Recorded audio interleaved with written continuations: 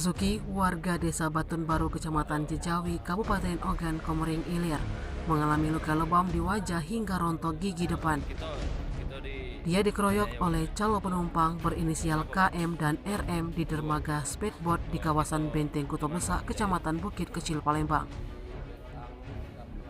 Ketika ditemui di Polrestabes Palembang, saat korban membuat laporan polisi, pria yang keseharian berprofesi sebagai serang speedboat ini menceritakan kejadiannya bermula ketika ia diberi penumpang oleh kedua pelaku.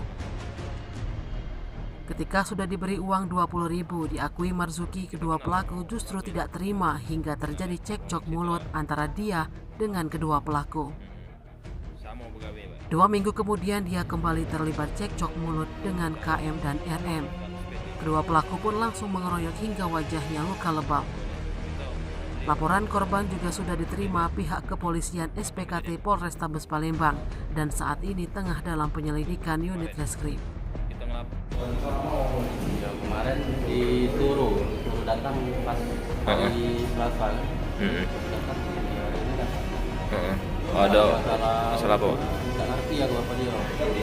Katanya untuk ketentuan siapa yang megang. Kita di aniaya wong, Pak. Iya. Wong berapa, Pak? Wong 2. Iya, 2. Kita di mana, Pak, kejadiannya, Pak? Di Betang Jam 2 ya, di Pelabuhan Sungai Bawang. Sungai Bawang ya. Depan restoran Pasek.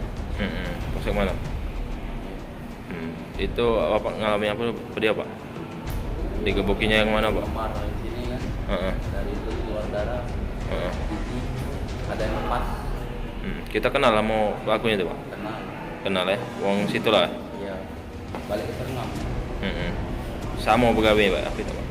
Lain, dia calo. Kalau aku Mbak speed. Dia calo ya? Iya, dia calo. Calo speed dia? Panggul dia. Kuli bangun. Kuli panggul ya? Kita apa dia, Pak? Bawa speed. Bawa speed ya? Kapan kejadiannya, Pak? Kejadiannya hari Sabtu. Sabtu kemarin. Iya.